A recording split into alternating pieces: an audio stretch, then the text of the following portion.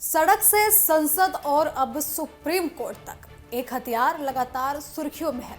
नाम है pellet gun. Delhi में प्रदर्शन के दौरान इसके इस्तेमाल के आरोपों के बाद एक बार फिर बहस छिड़ गई है कि आखिर पैलेट गन कितना खतरनाक है, इसके चलते क्या कुछ हो सकता है और इसके चलाने के नियम क्या हैं, और कश्मीर में पत्थरबाजों से निपटने में यह हथियार कितना असरदार साबित हुआ है। पैलेट गन को लेकर विवाद उस वक्त बढ़ गया जब प्रदर्शनकारियों पर इसके इस्तेमाल के आरोप लगाए गए।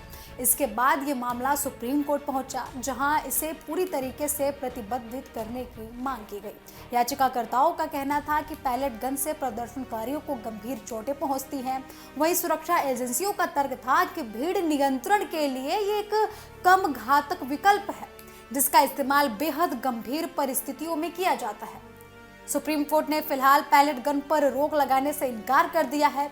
अदालत ने कहा कि सुरक्षा बल नियमों और तय प्रक्रिया के तहत इसका इस्तेमाल कर सकते हैं। कोर्ट ने ये कहा कि इसके इस्तेमाल को लेकर स्पष्ट नियमों की जरूरत है और इस पर विचार किया जाएगा। अब समझिए कि आखिर पैलेट गन होती कैसी है। दरअसल जिसे आम भाषा में पैलेट गन कहा जाता है, वो तकनीकी रूप से एक पंप एक्शन गन होती है। इसमें सामान्य गोलियां नहीं होती, छोटे छोटे धातु के छर्रे वाले कारतूस इस्तेमाल किए जाते हैं। इस कारतूस में सैकड़ों छोटे पैलेट होते हैं। फायर करने के बाद ये छर्रे तेजी से फैल जाते हैं और एक बड़े हिस्से को प्रभावित करते हैं।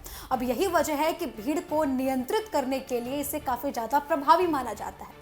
इसका मकसद किसी की जान लेना नहीं है, बल्कि भीड़ को रोकना होता है। अब बात करते हैं कश्मीर की, यानी कि जम्मू कश्मीर में पैलेट गन का इस्तेमाल बड़े स्तर पर साल 2010 के बाद शुरू हुआ था।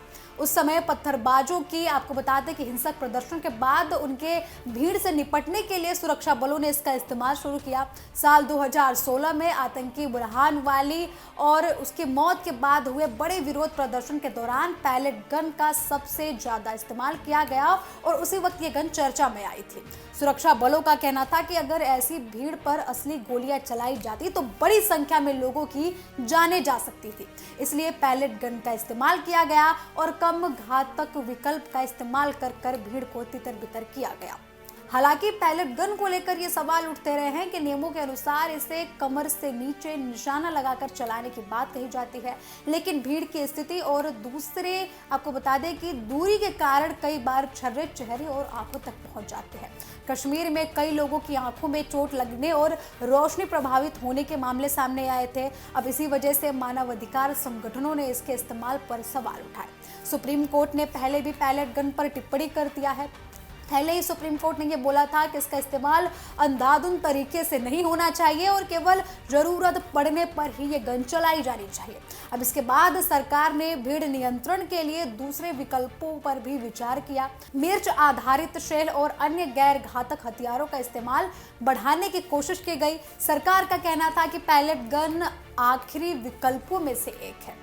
अगर इसके काम करने के तरीके को समझे तो पंप एक्शन गन में एक हैंडल होता है, जिसे आगे पीछे करने से, आपको बता दें कि कारतूस अलग हो जाता है और कारतूस में मौजूद सैकड़ों छर्रे फायर होने के बाद चारों तरफ फैल जाते हैं। अब यही कारण है कि एक ही फायर से बड़ी भीड़ आसानी से तितर बितर की जा सकती है।